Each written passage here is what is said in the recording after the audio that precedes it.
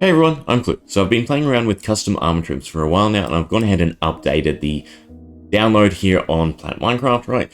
But I thought we'd just take some time to actually go over the changes, the updates, and sort of explain how to actually use the file, because I have played around with it a fair bit, and there's a bunch more stuff that I've included, as well as some actual usable examples and some README sort of documents to try and make this a lot easier for anyone who does want to make their own custom armor trims and materials. Now, it is very important. Both the data pack and resource pack are necessary. The data pack is what will actually encode the NPD data, right? So attaching the trim material and the trim pattern to items is built by the data pack. And then the resource pack, of course, controls the model. So without both of them, you won't actually be able to call upon the models or generate the models. So it is very important that you have both the data pack and the resource pack connected to whatever world you're using, right? So data packs are save specific, whereas a resource pack is launcher specific. Now, we'll start from the downloads. So downloading the two folders, right, you'll get a custom trims data pack version 2 and a custom trims resource pack version 2. All you have to do is extract them. If you're on Windows, it should pretty much be built in, and you just click extract all. Right, and that gets us the actual workable folder, and we can do the same for the data pack. Now, I do have both of these just in the resource pack section, and you do want to obviously start with them both being in a location where you can edit them before you actually, stick them in your world save, so you don't have to go back and forth. So it is pretty easy just to stick them both in the resource pack section while you work with them. So we've got custom trims data pack and custom trims resource pack. So we can delete these zips, we don't need them anymore. Right, and then we'll start by going through the data pack.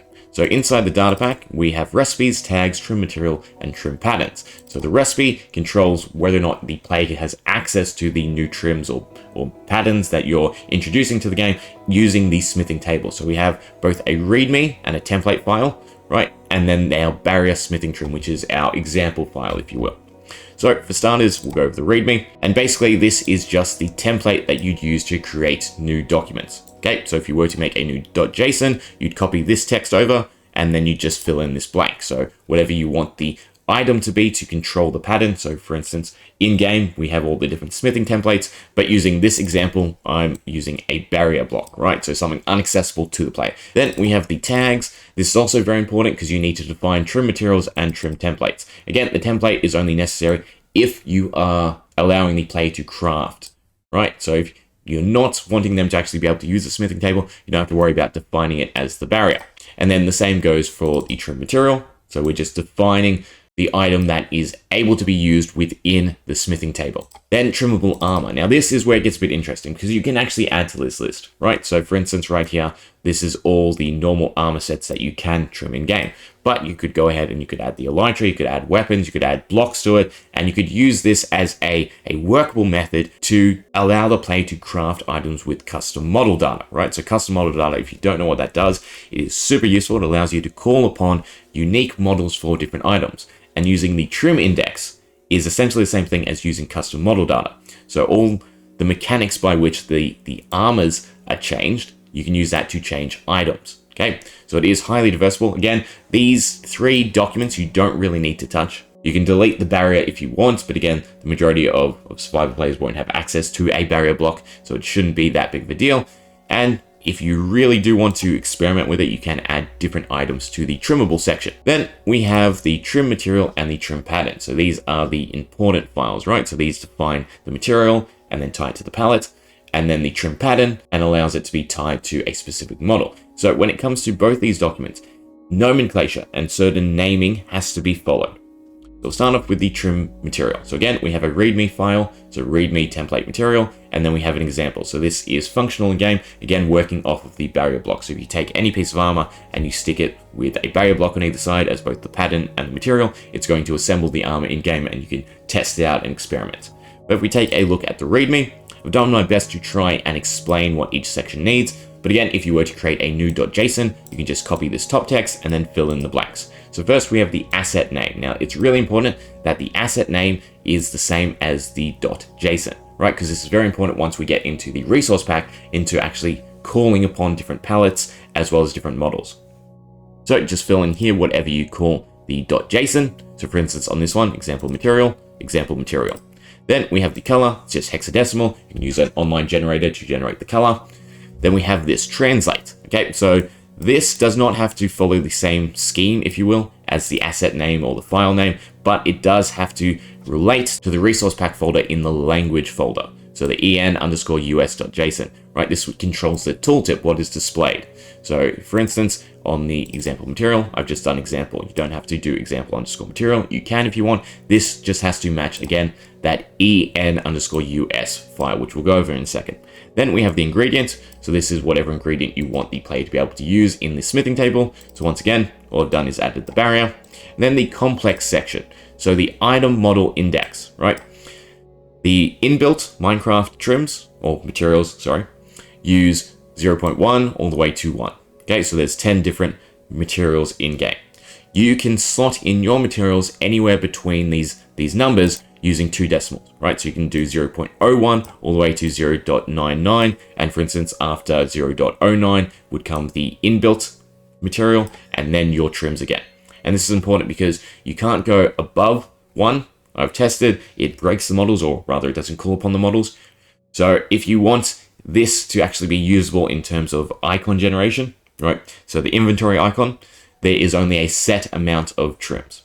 But in terms of just models, it's endless. So for instance, if you want to use it as custom mobs or reskinning mobs, then you would probably just not worry about the trim model index and just set it as a very high number. Then we have the trim pattern. So again, readme and example. Template. So again, if you were to create a new .json, you just want to copy this top half and then fill in the blanks. The asset ID again needs to correspond to the .json. So for instance, example trim. And then in the translate, same thing as the previous. It's just tied to the en_us.json in the language folder of the resource pack. And then the template item is again, whatever you want to define for the smithing table. Right, so altogether, it's fairly simple to set up the data pack side of things. It's just simply about naming and tying it to items if you want the player to have access to craft it. You can use the same item over and over again. So for instance, you could create 10 different trims, 10 different materials, and have them all use the barrier. Doesn't matter, it will just call upon whichever is set to the lowest item index, so that number. Or in terms of the pattern, it will just use whichever pattern is lowest if the player can somehow get their hands on a barrier block. You don't have to worry about there being a finite amount of materials or patterns because of the inbuilt items in Minecraft. Then we get to the resource pack. So we have custom trims resource pack, assets, Minecraft, language. We'll start with that since it should be fresh on our mind, right? So the en.us.json, which I hate pronouncing. Okay, so in here is the translate key. So again, just .example, and then what it shows up on the tooltip. So whatever you change the dot to, so again, if you want to keep in the line of whatever you name the .json, for instance, on this one, it would be example_material, then this would read example material, and so on. So again, they just have to relate to one another. The .json and the asset ID and the asset name need to match because they're what actually build the NPT data when you get the data off of an item. Okay, and then we get to the atlas. So armor_trims. This is where you're going to add in the models. Okay, so we have example_trim and example_trim leggings. Now, this is very important because this right here has to match both the model that we're going to get to in the texture section and whatever you call the trim. Right, so example_trim is what we're using as the example. If you were to create something else, call it a one word, say obsidian, then both of these would have to be changed to obsidian. The _leggings is built by the game, so you don't have to worry about that. But it is going to look for that asset_ID using the same phrasing. Same goes for the palette, right? So in the quotation marks on the left here has to match whatever you've set as the .json and the asset_name. So for instance, example material, and then it ties to the color palette. Very important that the naming matches. This has to tie back to the data pack, this has to tie back to the data pack, and then this has to tie back to the texture, and similarly, this has to tie back to the texture. So you only have one option when it comes to trims.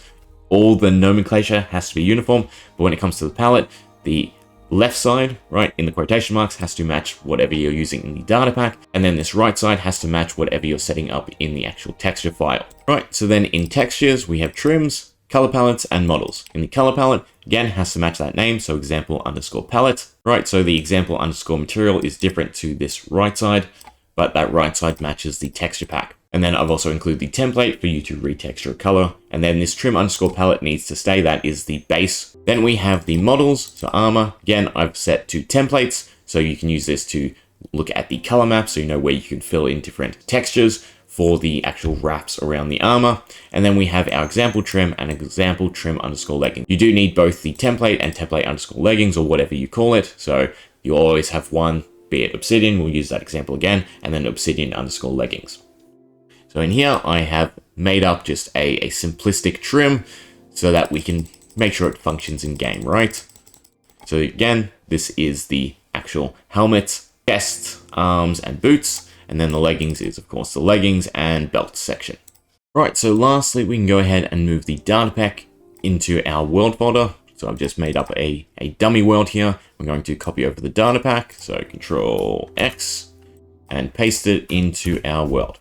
Right, now everything should function. So if we open Minecraft, open the world, I know what I'm doing. I don't know why the experimental section still comes up. Now wait, reload the texture pack. No, that's the wrong way, because the texture pack isn't even loaded.